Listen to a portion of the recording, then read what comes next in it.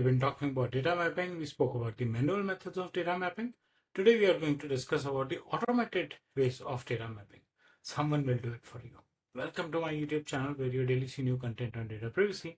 And as I said, let's have a look at the automated data mapping. Data mapping, which primarily means that you are trying to identify what kind of data you have in your organization, categorize them, especially if it is personal, and then categorizing it into PIIs and sensitive PIIs, and then tracking them as to how is the data flowing all across the organization, how are people using it. So complete movement of data around the organization. And as DPDP Act says, if you are collecting, storing, processing, sharing, or deleting personal data, then you're liable to be compliant with the DPDP Act 2023. And therefore, data mapping, the first step, find out what data you have. And how do you do it with automation? With automation, you need to have some automated tools. There are a lot of them available, right? They are available to having plugins with all kinds of databases, structured, unstructured data. So you pick up one of those tools, integrate them with your environment, give them access to your databases to read your databases. The AI mechanism in these tools will help you classify data, mark them on their sensitivity, and provide you with continuous updates and monitoring. When you say continuous updates, it's more towards the updates that come in with the automated tool to keep that up to the mark. Why? Well, if you're using Postgres and Postgres upgrades to version 17, then your tool also needs to be able to read version 17. You might also end up saying it's a one-time exercise, but then, for a large organization, growing organization, new things will keep coming in, so it cannot be termed as a one-time exercise. It can help you create visual data flows on its own. It does not need your intervention to create or any other tool to create those data flows. How does it help? It helps you with data discovery and classification. You scan through your data, and as I said, you have structured, unstructured data, you have plugins for all kinds of databases. So you can easily scan them, create identifiers as to what kind of field or what kind of data is PII, and then obviously what of them can qualify into a sensitive PII.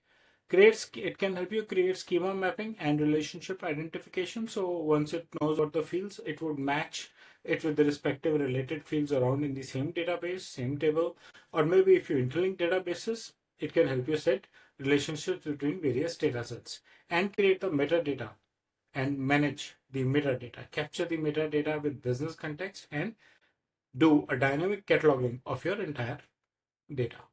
Automated data mapping would also help you create automatic data flow analysis, track the movement of data across the organization, identify the integration points and risks that you have in this movement of data that you have created in your organization on your databases, structured, unstructured. And then you can align them with compliance. Which fields need what level of compliance? What are the policies? So compliance does not end up only by saying this is my PII, it has to be compliant. Till what time are you retaining it? Right? Retention itself is a compliance. Deletion itself is a compliance. So when I say that, I mean to say, even in DPDP Act, they say that for an e-commerce company, if a customer has not logged in again, or if a customer has not placed a new order or any sort of interaction for 3 years, you can delete his data. So tomorrow, if a breach happens and the data of a customer who has not responded for 3 years has been breached, then you get at risk, right? Similarly, when you are deleting, how are you deleting it to ensure that it is not recoverable from the damaged hardwares or from the hardware from where it is deleted? So you need to do that and have compliance reports and audit available with you. The advantages of automated data mapping, of course, it is automated. You link it with your databases, provide necessary access. You expect it to have more accuracy than the manual process, larger scalability, and in a way, for larger organizations, you need the larger things or the automatic things. It can handle larger databases. Automatically, that will take care of your regulatory compliance, security is enhanced, and operational efficiency is increased when it comes to taking advantage of automated data mappings. When it comes to challenges around automated data mapping, cost. Not all organizations can sit down and say, I've automated. Training and knowledge, because there's a lot of integration effort that is required in integrating with your plugins. It could be very simple if you have well-trained DBS that can help.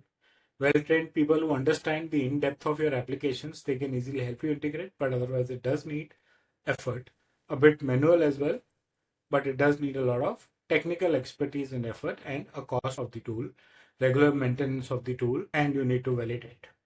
You need to validate the reports, right? Your objective is being met or not. So that's about automated data mapping. I hope you like the content of the video. We are going to move on to the next video tomorrow. We'll talk about, is it only automated, only manual, or can you use a hybrid approach? How and what are the advantages and disadvantages? So stay tuned, subscribe to my YouTube channel if you have not already done that, and share your feedback in the comment section. Thank you.